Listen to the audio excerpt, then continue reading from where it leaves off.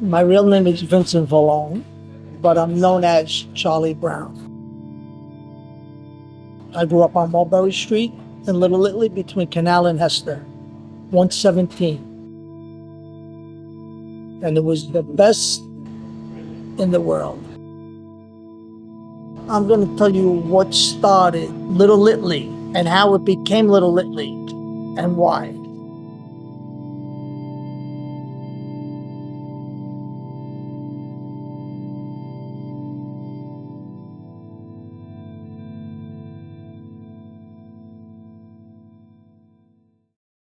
When I was young and I was always in trouble, always mischief, always like a curious George type of person, so they would be calling Marie, your son, he's in trouble, and a friend of ours, they called him Crazy Butch. He gave me the nickname. And he says, you're a Charlie Brown.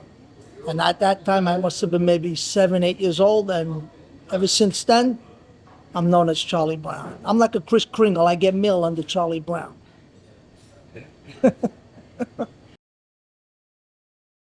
I miss the closeness of the neighborhood, the safeness, the friendship of all the people.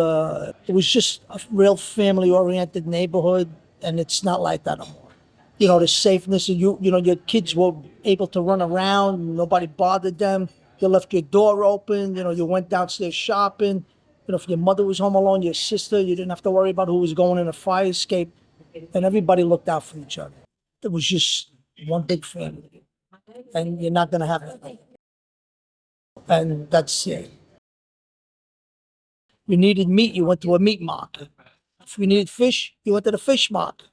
We had a tobacco store. We had dry cleaners. We had Italian bread. But that's not like that. Now you go to Key Food or whatever, and you go shopping 10 minutes and you go home. So we had the push carts, the fresh fruit. The bleach guy used to come in the hallway, yell, bleach, the bleach. People used to come down by gallons of bleach.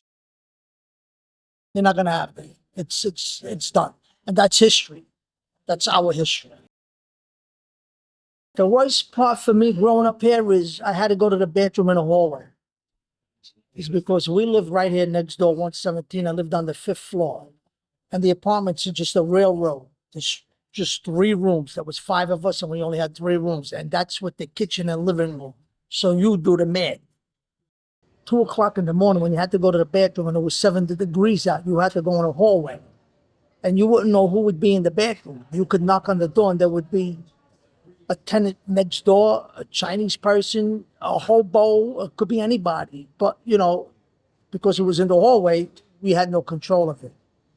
And that was basically the bad part. But other than that, taking a shower in the kitchen when everybody had to go on the roof and then you yell out, I'm done, and everybody comes back down, I have no beefs. Everything was good. I do it all over again.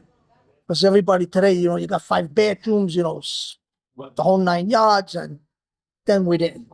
We grew up different. We grew up with really nothing. I think the people that are moving into the neighborhood, they think that they know about Little Italy, and they say, oh, yeah, I come from Little Italy and I know what it's about. They really don't. And a lot of people are against this.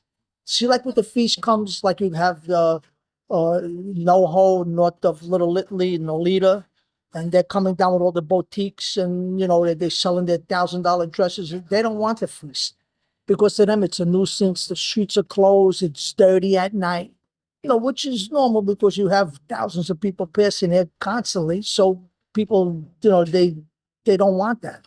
They don't want their little shops covered with a stand. They want to be, they want their store to be seen. So they don't care about that. But yet they want to feel that they live in Little Italy because they want to think they're a part of Little Italy. But they're really not. They're really not. And you have all the young kids that grew up here left because there's nothing here for them. To raise a kid here, the expense, and for them to run around, there's nowhere for them to go. So you're losing all that. These people that come here have a lot of money. They're buying condos for millions of dollars. They don't spend the summer here. They have summer homes. They go away. They have the nannies, their kids are being taken care of. It's not like us. We came, I would get up 8 o'clock in the morning. I left my house. I didn't come back until late at night. The closeness is, it's over with. It's done. And that's the future. And it's going to get worse. It's going to get worse. $100 feast. I've been building stands since I'm about 18 years old. Every one of these stands, I knew everybody that was in there. Now I could go from Canal to Hester. If I know 3 people that are in these stands, that's a lot. Because years ago, the feast would go till 1, 2 in the morning.